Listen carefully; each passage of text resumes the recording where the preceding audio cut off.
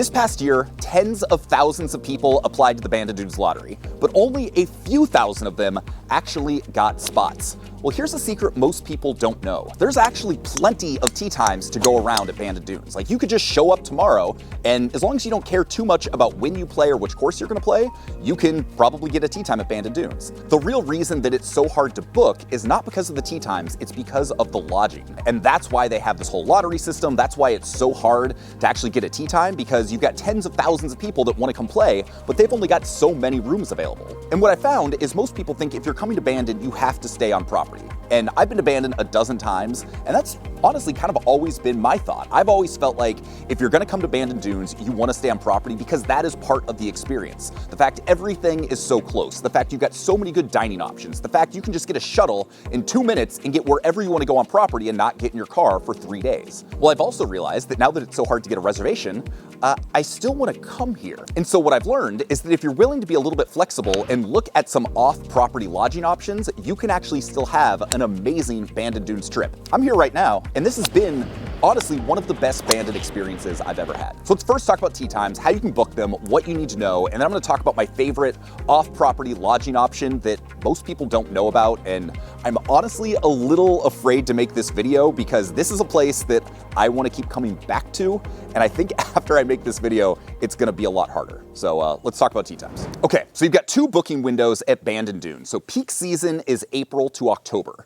If you are not staying on property, you can book tee times up to 1 year in advance. So if you're not an Oregon resident and if you're not staying on property, you're gonna pay a little bit of a premium for those tee times, but it's still a whole lot less money than you're gonna find at other top tier resorts. So for starters, if you're thinking about planning a trip, you want it to be peak season, make sure you put in your calendar for exactly 1 year ahead of time so you can have the best chance at getting those tee times that you're looking for. But here is what I think is the better deal. It is currently mid-March. In the off season, which is November through March, there's a 21-day booking window. And you would think, like, booking at Bandon Dunes 21 days out, yeah, there's no way you're going to get tee times. Well, we booked this place that we're staying, which I'm gonna tell you about in a second. We booked that 6 weeks ago. And then exactly 3 weeks ago, we called them up. We said we wanted tee times over 4 different days, and we got the exact lineup we were looking for. Old Mac first day, Pacific Dunes second day, Bandon Trails third day, and Bandon Dunes the final day, and we'll probably throw in around at Shorty's with Preserve one of these afternoons. So that's what's wild. The fact that we could get our exact itinerary 21 days out,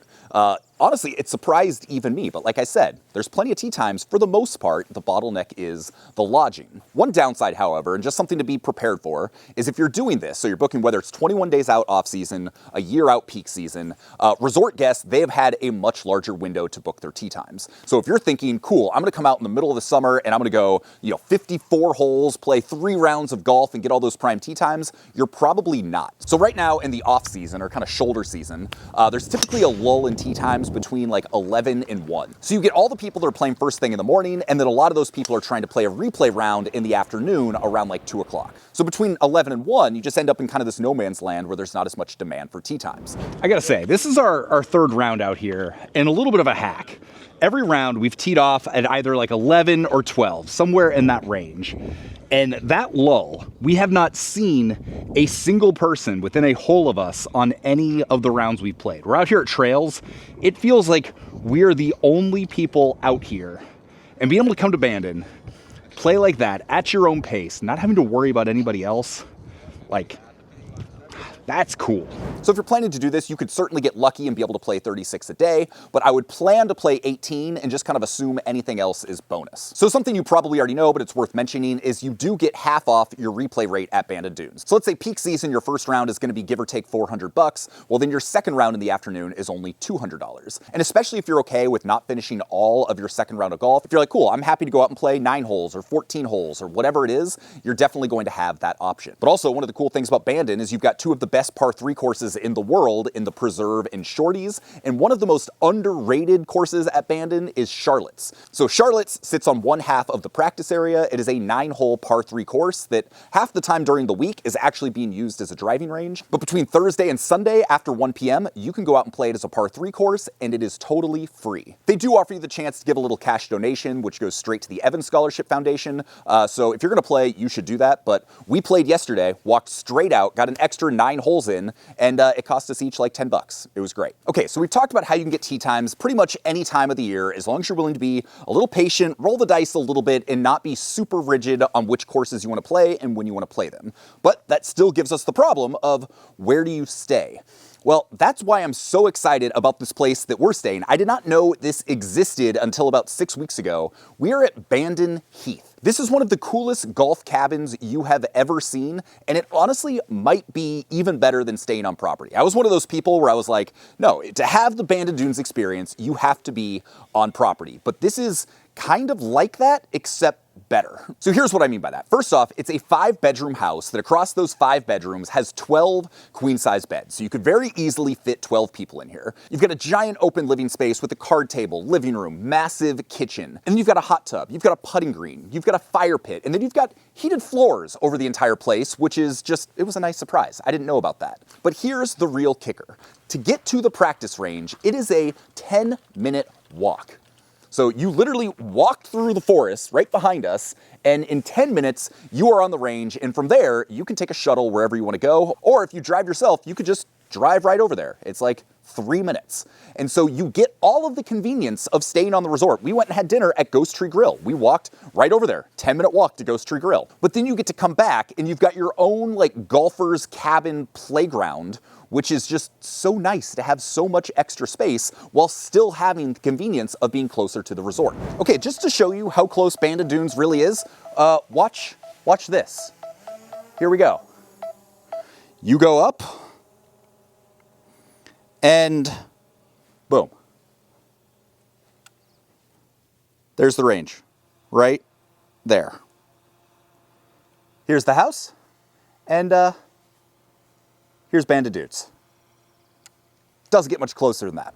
I'm a little hesitant about making this video because I want to be able to come back here, and I feel like doing this, and the more we shed light on it, I feel like it's going to be a lot harder to book a spot here, especially considering off season, it is $1,400 a night for the first 4 people, and then an extra $100 per person after that. So if you have 12 guys here in the off season, it's $2,200 a night total. That's less than $200 a person for all of this. Peak season right now, it's only $1,800.